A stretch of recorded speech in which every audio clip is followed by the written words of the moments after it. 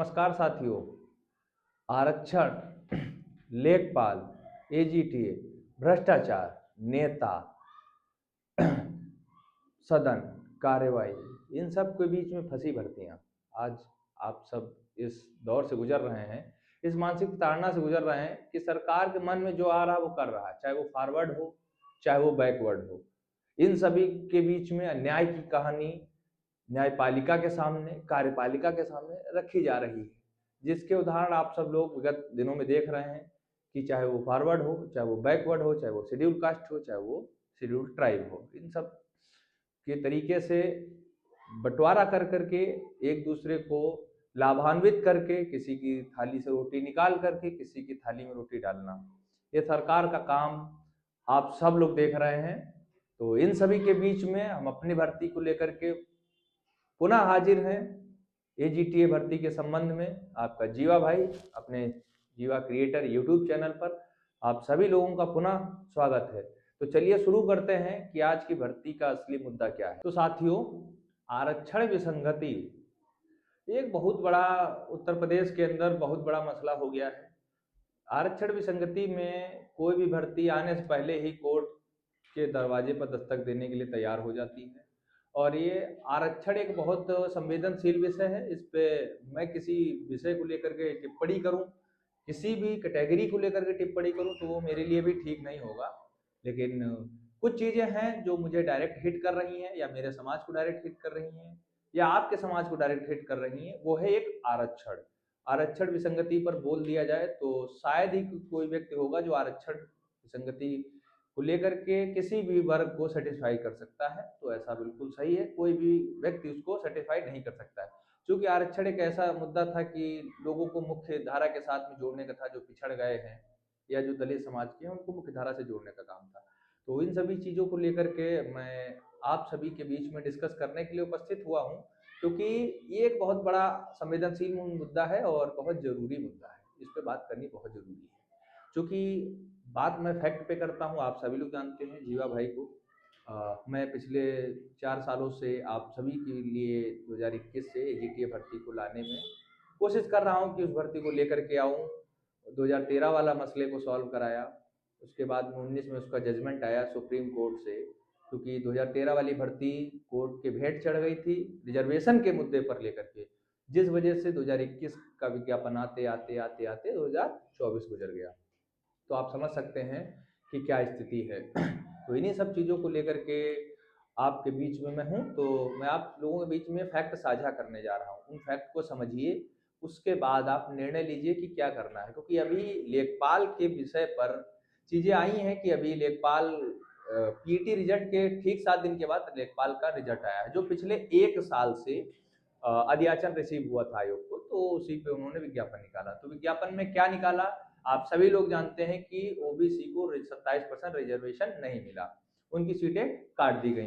तो हालांकि मुझे कुछ चीज़ों का रेफरेंस लेना पड़ रहा है, क्योंकि इतनी आनन फानन में वीडियो बनाना पड़ रहा है, तो मैं आपको फैक्ट दिखाने की कोशिश करूंगा। तो आप लोग समझिएगा, ये उत्तर प्रदेश लेखपाल 2025 का परिवर्तन पद है, जिसमें से मैं आपको बताऊं यूआर का, ओबीसी का, ईडब्ल्यूएस का, एससी का, एसटी का पहले 4065 पद थे, उसके बाद में 1441 पद हुए, और फिर 792 पद थे, फिर 1446 पद थे, 150 थे। ये आपका सिनेरियो है ना। तो आप ढंग से समझते जाइएगा मेरी पूरी पूरी चीजों को। उसके बाद में ये यूआर कैटेगरी की सीटों को काट करके बना दिया गया है 3205, ओबीसी को 1441 से बना दिया गया है 2154, उसके बाद में 792 से लेकर के 792 ये ईडब्ल्यूएस का एज इट इज रहा है, और एससी को 1446 से करके 1679 कर दिया गया। ठीक है, तो ये रहा इसका। और एसटी को 150 थे, उसके बाद में 10 पद इसमें भी इंक्रीज कर दिए गए हैं। तो टोटल कहा जाए 960 से 70 पद, मैं क्लियर नहीं कर पा रहा हूँ, 260 प्लस इसमें बढ़ाए गए हैं। तो इसमें कारण ये रहा है कि यूआर के पद घटा करके ओबीसी को बढ़ाया गया है, और एससी को बढ़ाया गया, और एसटी को बढ़ाया गया है। अब इसमें कंडीशन ये हो गई है कि दबाव सबसे महत्वपूर्ण चीज है। आयोग काम करता है फैक्ट के ऊपर, नियमावली के ऊपर, तो उसी पे काम किया था। 1 साल से अध्याचन पड़ा हुआ था, तो उसी के हिसाब से काम हुआ है। तो ये विसंगति आई कहाँ से? ये विसंगति कुछ नहीं थी। कारण उसका ये था कि अभी विधानसभा का चुनाव होना है 2027 में, तो जितने भी ओबीसी समाज के नेता लोग हैं, वो ओम प्रकाश राजभर जी हों, चाहे केशव प्रसाद मौर्य जी हों, चाहे अनुप्रिया पटेल जी हों, अब उनको दिखाई दे रहा है कि ओबीसी की सीटें मारी जा रही हैं, ठीक है। या मौर्य जी को सदन में खड़े होकर बोलना पड़ा है, अरे कैसी बातें कर रहे हैं आप लोग, एक सीट का भी नुकसान नहीं होने देंगे। अब जब सब सामने चुनाव है, वोट बैंक की राजनीति हो रही है, तो सरकार के खिलाफ मेरा बोलने का कोई भी मकसद नहीं है, लेकिन मैं चीजों के ऊपर बोल रहा हूं। अगर आप लोग हमारा हित चाहते हैं, ओबीसी समाज का हित चाहते हैं, तो आपको बोलना चाहिए था। आज जब चुनाव है तो आप बोल रहे हैं, सब लोग बोल रहे हैं, चिट्ठियां लिख रहे हैं, तो इन सब चिट्ठियां लिखने की वजह से सदन की कार्रवाई चल रही थी। सदन की कार्रवाई के बीचों बीच में इस मुद्दे को उठाया गया।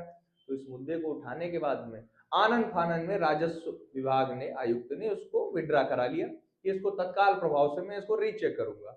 अब ये समझिए, रिजर्वेशन जैसे मुद्दे पर किसी कर्मचारी से, किसी अधिकारी से कोई गलती हो सकती है क्या? सोचिए बात को। लेकिन नहीं, तो इसको मुद्दे को तूल न देने के चक्कर में कि इस गलती को स्वीकार कर लिया, जबकि गलती है नहीं, लेकिन उसको गलती स्वीकार किया गया है। इसमें यह हो सकता था आप यूआर के पदों को न काटते, ओबीसी के 27% सीटें बढ़ा देते। अभी आपके पास में पर्याप्त सीटें खाली हैं, क्यों नहीं बढ़ाए? लेकिन यहाँ पर भी आपको मुद्दा क्रिएट करना था। अब जो यूआर कैंडिडेट हैं, अब यूआर कैंडिडेट की सीटें काट दी, अब उनके साथ अन्याय हुआ। यहाँ पर ओबीसी को आपने खुश कर दिया, लेकिन आपको दोनों लोगों को पक्ष में देखना चाहिए था और चीजों को इक्वलेंट करना चाहिए था। आप सीटें बढ़ा देते, इसमें कोई आपत्ति नहीं होनी चाहिए थी, लेकिन नहीं। खैर कोई बात नहीं, ये मुद्दा चल रहा था सदन में उठा, फिर नेता प्रतिपक्ष ने उठाया, तो इस पर तुरंत आनन फानन निर्णय लिया गया। एक हफ्ते के अंदर रिवाइज सीटें आ गई। अब आप देखिए, एक हफ्ता भी नहीं लगा और आपके सामने ये परिवर्तन आपको देखने को मिल गया। अब मैं आपको ये चीजें दिखाता हूं। अब इस मुद्दे को लेकर के हमारे सभी कृषि छात्र बहुत परेशान कि भाई लेखपाल में इतना बड़ा जो है बदलाव हुआ है, 1000 सीटें लगभग बढ़ाई गई हैं।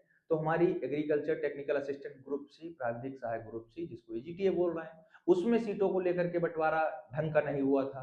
2024 में जो विज्ञापन आया था, उसके लिए भी लड़कों ने आवाज उठाई थी। तो उस समय चुनाव नहीं था, किसी नेता मंत्री ने हमारी बात नहीं सुनी थी, जिसका मैं साक्षी हूँ। मैंने उस चीज को विभाग के सामने, कृषि विभाग के सामने, आयोग के सामने, मुख्यमंत्री जी के सामने, नेता प्रतिपक्ष के सामने हर जगह गुहार लगाई कि हमारे साथ 300 सीटों का अन्याय हुआ। वो भी मैं आप सभी लोगों के बीच में दिखाने की पूरी कोशिश करूंगा। तो आप सभी लोग देखिए कि कैसे एजीटीए के लिए भी चीजों को नुकसान किया गया है, वो मैं आप सभी लोगों के बीच में साझा करने जा रहा हूँ। अगर आप गलत को गलत कहने की क्षमता नहीं रख रहे हैं, तो आपकी योग्यता भी व्यर्थ है। क्योंकि आज विषय ही ऐसा हुआ है, क्योंकि इतने संवेदनशील मुद्दे पर बोलना नहीं चाहिए, लेकिन मैं अपने एजीटीए के सभी साथियों से निवेदन करना चाहूंगा कि आप इस मुद्दे को गौर से सुनिए और समझिए। जब तक आप समझेंगे नहीं, तब तक चीजें आपको क्लियर नहीं होंगी। यही एक मुद्दा है जो आग लगा रहा है साथियों। जैसा कि हमारा उद्देश्य जो था वो एजीटीए को लेकर के था, तो एजीटीए पर मैं आता हूँ। एजीटीए का विज्ञापन 5 मार्च 2024 को निकाला गया, जिसमें पदों के विवरण को लेकर के हंगामा हुआ कि उसमें लेखपाल के जैसे ही इसमें भी एक कारनामा हुआ। वो मैं आपको कारनामा दिखाता हूँ। ये कारनामा ये हुआ था कि कुल पद आए 3446, जिसमें ओबीसी को मिले 629 और एससी को मिले 660 पद, ठीक है। अब 27% के हिसाब से हम लोगों को मिलने चाहिए थे 930 पद, लेकिन नहीं मिले। मिले कितने? 629। यहाँ पर सीधा सीधा 300 पदों का नुकसान हुआ, ठीक। तो ये 300 पदों का नुकसान हुआ। उसके बाद में एससी के छात्रों के साथ 660 पदों पर निकाला गया। इसमें 23% के हिसाब से इनको 792 सीटें मिलनी चाहिए, लेकिन इनको मिली कितनी? यहाँ पर भी 100 सीटों को उनका नुकसान हुआ। तो जब आप इस बात को समझिए, जब ओबीसी की बात हुई तो ओबीसी के साथ में 300 सीटों का नुकसान हुआ और एससी के साथ में 100 सीटों का नुकसान हुआ, ठीक। उस समय क्या हुआ, अब मैं आप लोगों को बताता हूं उस समय चीजें क्या कैसे हुई। उस समय यह हुआ कि सभी लोगों ने बोला कि हाँ भाई हमारी सीटें कम है। 2024 की बात है, उस समय सीटें कम हुई। हम लोगों ने, ओबीसी पृष्ठभूमि से आने वाले सभी छात्रों ने इसमें इस बात का विरोध किया। जब विरोध किया तो हमारे खुद के सजाती लोगों ने इस विरोध को जो है काटने की कोशिश की।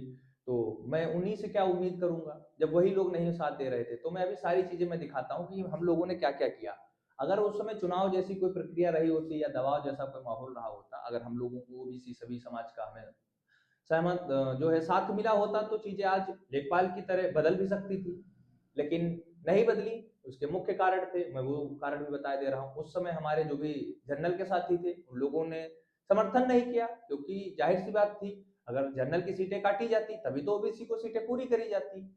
अगर जनरल की सीटें कटती नहीं तो ओबीसी को मिलती नहीं। तो जनरल वाले कैंडिडेट ने सोचा कि हमारी सीटों का नुकसान होगा, तो मैं क्यों इस चीज को मैं बढ़ावा दूं। तो वो तो उस चीज से कट लिए, क्योंकि जो लेखपाल में हुआ, जनरल की सीटें काट के ओबीसी को दी गई, अन्याय तो वहां भी हो गया उनके साथ में। हाँ, अन्याय यहाँ पर भी होता।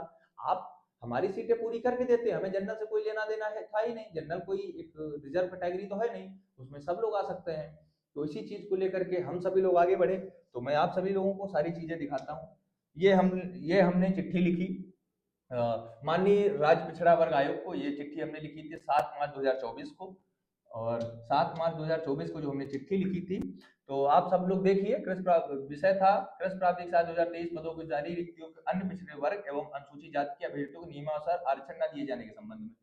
तो 4/3/2024 को अवलोकन करने का कष्ट करें कि ग्रुप सी में जारी विज्ञापन में आरक्षण नियमावली 1994 के नियमों का पालन न करते हुए मनमाने तरीके पदों का वर्गीकरण किया। ये हमने राज्य पिछड़ा वर्ग आयोग के माध्यम से ये चिट्ठी भेजी निदेशालय में। तो ये निदेशालय में भेजी कि भाई 629 सीटें मिली हैं जबकि मिलनी चाहिए 930। हमने जवाब मांगा, तो आयोग ने हम लोगों को जो जवाब भेजा, वो जवाब भी आपको मैं दिखाऊंगा। अभी सारी चीजें मैं दिखाऊंगा कि किस तरीके से सारी चीजें हुई हैं। ठीक है, अब मैं आपको चिट्ठी दिखाता हूँ। ये हमने 7 मार्च को, देखिए 7 मार्च 2024 को ये चिट्ठी लगाई थी और इसका जवाब हमें मिला था। वो जवाब मिला था, अभी सारी चीजें मैं विद प्रूफ दिखाने जा रहा हूँ। आप देखिए कि हम लोगों ने कहाँ से कहाँ तक क्या क्या किया, कोशिश की, कितनी चीजें की, तब आप लोगों को समझ में आएगा। ये हमने जवाब लगाया, ये हमने प्रश्न पूछा, उसके बाद में हमको ये जवाब मिला कृषि निदेशालय से। कुछ चीजें ऐसी हैं जो मैं आप लोगों को दिखाना चाह रहा हूँ। सब चीजें आपको विद प्रूफ दिखाऊंगा कि क्या है, वो चीजें क्या है और कैसे हैं। ठीक है ना।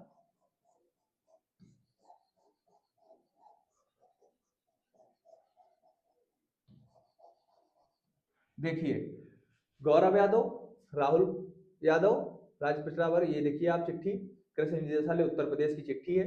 ये 30 अप्रैल को हमें जवाब प्राप्त हुआ।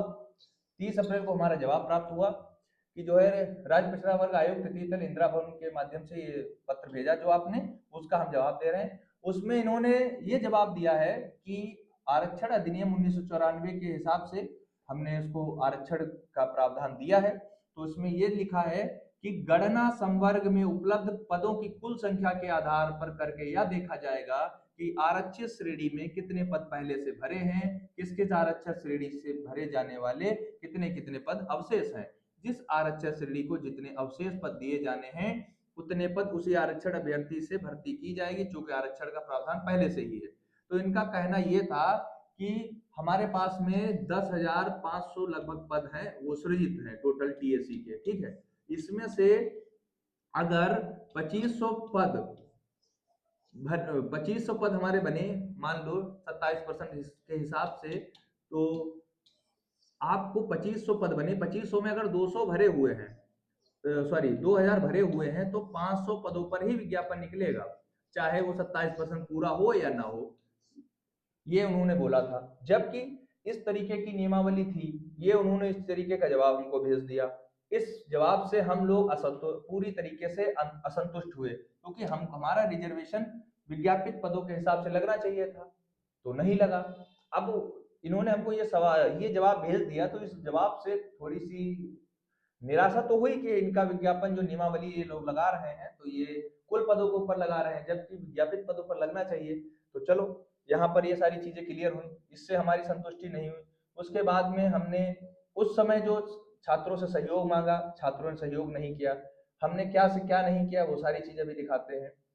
ये देखिए, हमारे साथी राहुल भाई थे, जितेंद्र भाई थे, प्रमोद भाई थे। ये राहुल भाई थे, जितेंद्र भाई थे, ये मैं था, ये प्रमोद भाई थे लखनऊ से। और ये देखिए कृषि निदेशालय का फोटो है, ये आप देख सकते हैं कृषि निदेशालय का फोटो। यहाँ हम लोग कई बार गए धरना देने के लिए अपनी ओबीसी सीटों को लेकर के। उसके बाद चीजें क्या हुई, हमारी बातें नहीं सुनी गई।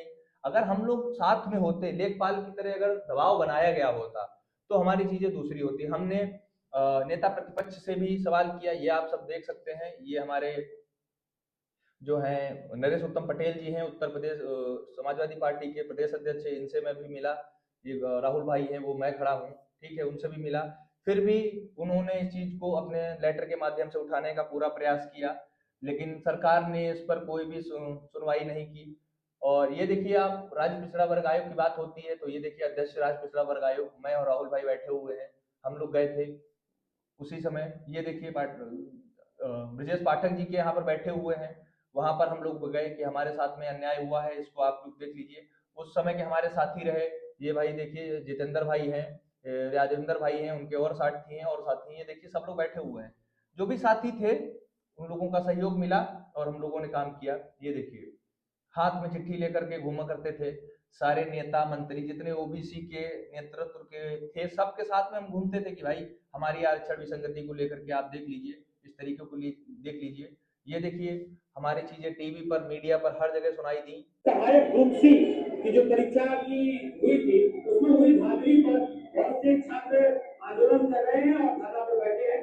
आज समाजवादी पार्टी में हमारे प्रदेश अध्यक्ष छात्रों का मिलना भी है, और उसमें क्या है, एक पूरा विज्ञप्ति देखिए इस प्रकार से है, आप देख सकते हैं 3446 सीटें थी, जिसमें से 629 पदों पर पिछड़ों को मिला और 509 पदों पर अनुसूचित जाति को मिला।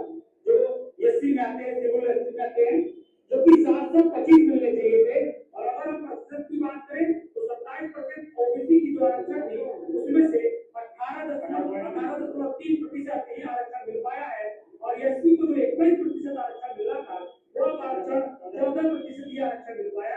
ये बहुत बड़ी धांधली हुई है, और 10% पीडब्ल्यूएस वाले जो आरक्षण थे, उन्हें पूरा वैकेंसी में भर दिया गया।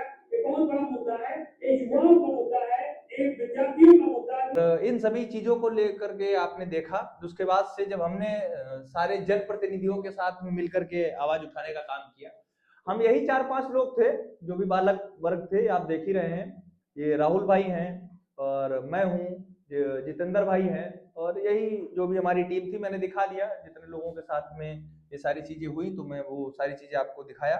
तो आप देखिए उसके बाद में जब चीजें हमारे अनुकूल नहीं हुई तो फिर हमने इस चीज को ऐसा समझने का प्रयास किया कि अब हम कोर्ट की तरफ बढ़ते हैं। तो फिर हम लोग कोर्ट पहुंचे, कोर्ट में एंट्री कराई। ये देखिए कोर्ट के फोटोज आपको दिख रहे होंगे, ये हमारे एडवोकेट थे 1 2 3, ये भी देखिए, और ये हमारे जितेंद्र भाई थे, ये थे।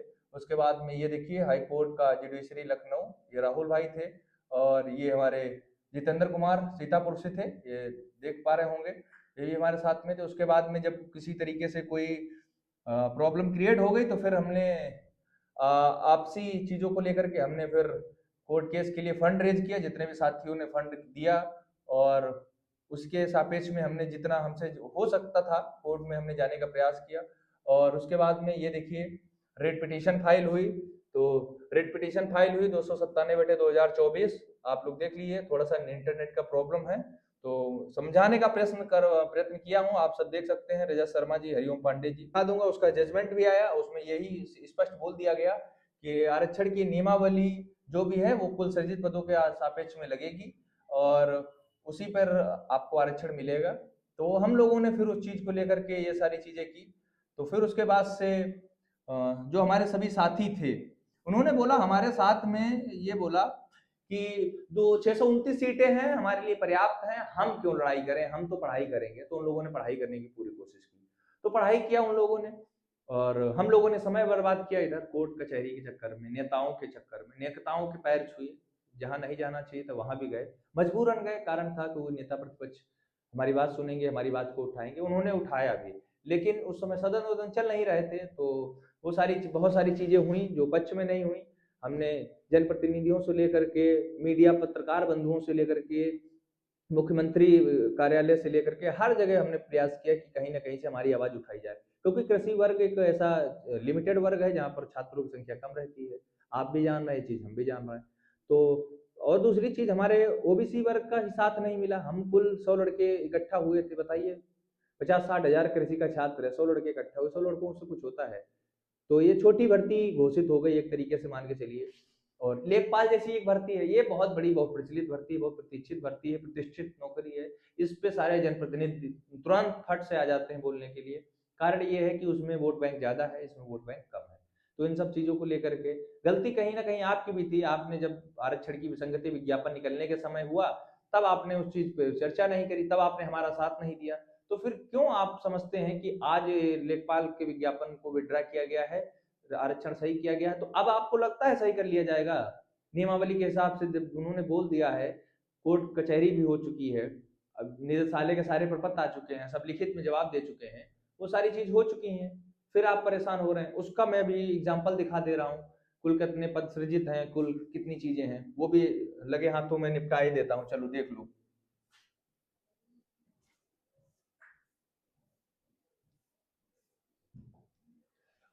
ये बहुत दिनों से मैं ये दिखा रहा था आप लोगों को। देखिए, कृषि प्रावधिक सहायक ग्रुप सी में ये देखिए मैंने लगाई थी गौरव यादव।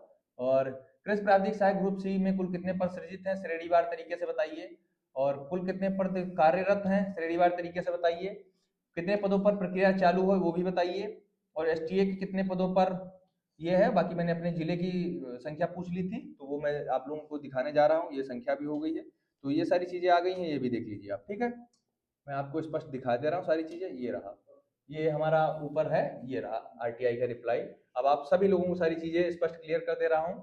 तो थोड़ा सा मैं अपनी चीजों को हाइड कर ले रहा हूँ, क्योंकि उसमें हमारी निजी जानकारी है, वो मैं आप लोगों को नहीं दिखाऊंगा, नहीं तो फिर हमारे लिए समस्या क्रिएट हो जाएगी।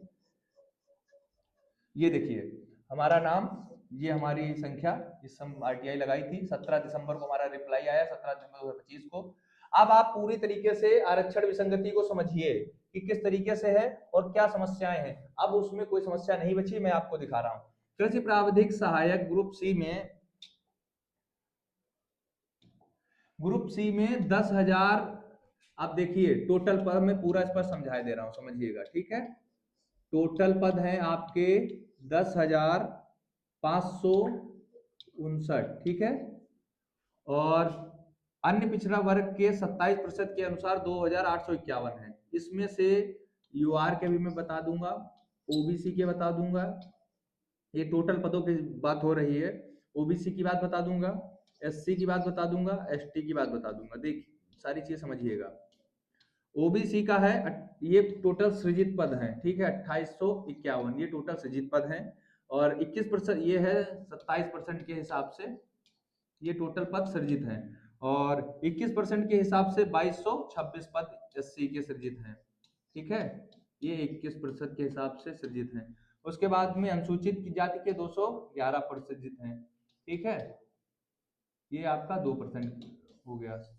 और बाकी बचे यूआर के पद में। अभी आपको ये भी सारी चीजें कैलकुलेट करके हैंड टू हैंड सारी चीजें मैं दिखाई दे रहा हूँ, तो आप समझ पाएंगे कि कुल कितने पद सृजित हैं। ये आरटीआई के माध्यम से रिप्लाई है, जो लिखित में जवाब है, ठीक है ना। तो मैं आपको दिखा दे रहा हूँ 2,851 प्लस 2,226 प्लस 211, ये हो गए 5,288, और माइनस कर दे रहा हूँ 10,559। तो यहाँ पर 5,271 पद यूआर के हैं, 5,271 पद यूआर के हैं, ठीक है। 27 और ये पूरा 50% हो गया, ये बचा आपका 50%। ये तब की बात है, क्योंकि ये तब ये टोटल पद तब सृजित थे, तब की बात ये है क्योंकि ईडब्ल्यू 2019 में आया है ये, तो ये विवरा पुराना है, ठीक है। अब अगली बार से जब भर्ती की चीजें आएंगी तो यहाँ पर आपको दिखाई पड़ेंगी। अब इधर मैं बता देता हूँ टोटल कुल कितने पद कार्यरत हैं, ठीक है, ये समझिएगा। ये कार्यरत कार्मिक है, कार्यरत कार्मिक है। इसमें आपको दिखाई दे रहा हूँ 1155 यूआर के कर्मचारी हैं, 1155। और ओबीसी के कितने हैं? ओबीसी के हैं 1649। और अनुसूचित जाति के हैं 1499।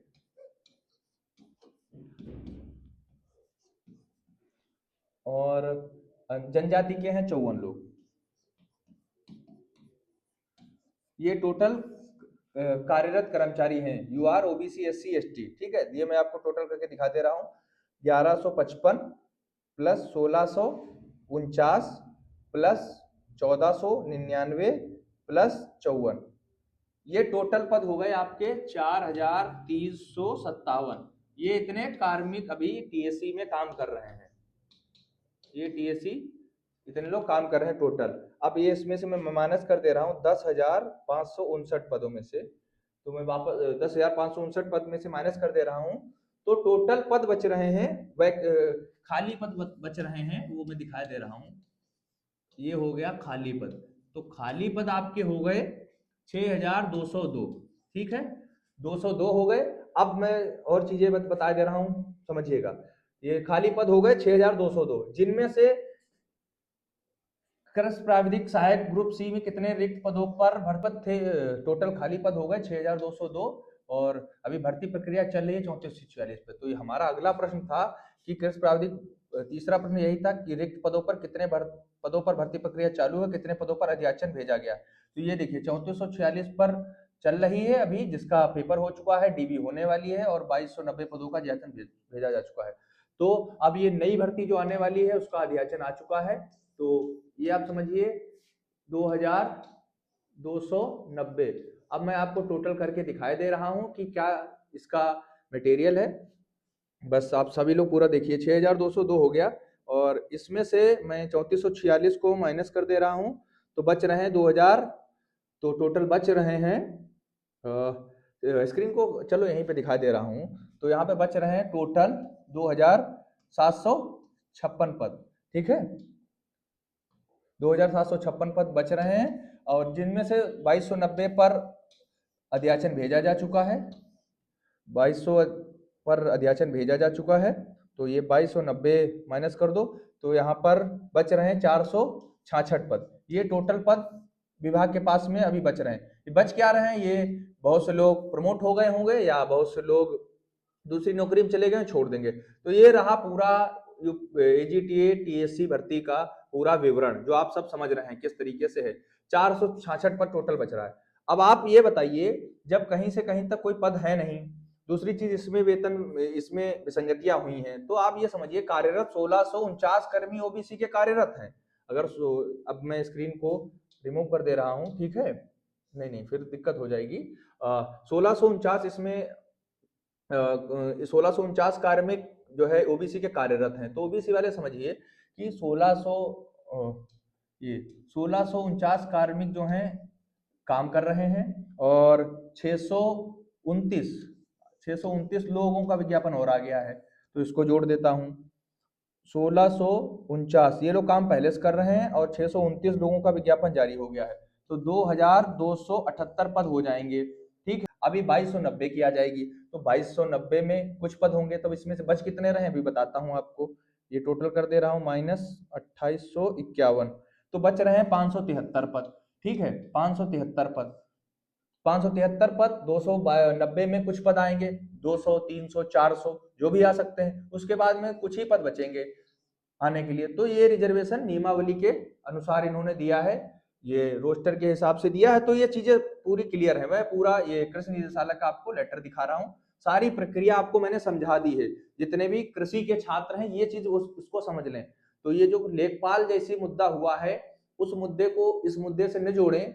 जो भर्ती प्रक्रिया में एक एक डेटा वाइज सबूत के साथ में विद प्रूफ मैंने दिखा दिया है, तो आप सब लोग बिल्कुल चिंता ना करो। मैंने इस भर्ती के लिए क्या किया है 2021 से लेके अब तक, वो आप सब लोग देख चुके हैं, पहले ही मैंने दिखा दिया है। तब आप बताइए यहाँ पर कोई प्रश्न बनता है इस भर्ती से रिलेटेड कि इस भर्ती में कोर्ट केस किया जाए, नहीं हमको ये सीटें कम दी जाए, सहयोग मांगा था, तब आप लोगों ने सहयोग नहीं किया। अगर लेखपाल की तरह आप लोगों ने उस टाइम सहयोग दिया होता तो शायद चीजें दूसरी होती और आपको अपनी 300 सीटें मिल जाती। लेकिन अब समस्या ये है, अब भर्ती प्रक्रिया चालू हो चुकी है, पेपर हो चुका है, रिजल्ट आ चुका है, अब डीवी डेट आनी है, और डीवी स्टार्ट हो रही है फरवरी फर्स्ट वीक से, तो फिर डीवी लग जाएगी। तो इस भर्ती प्रक्रिया में आप कितना भी प्रयास कर लें, जब हमने सारे प्रयास कर लिए, आपको विद प्रूफ दिखा दिया, तो फिर क्या ही बचता है आप बताओ। जनवरी में आने वाली है 2290। जिन बच्चों के नंबर कम रह गए वो लोग अपनी दूसरी तैयारी कर लें 2290 की, उस भर्ती में आप लोग चयन पाइए, और उसमें जब चयन पाएंगे तो आप लोगों को नौकरी मिल जाएगी। बाकी जैसे मान लीजिए, ये तो चलो अपनी एजीटीए की बात हो गई, ठीक है, एजीटीए की बात हो गई।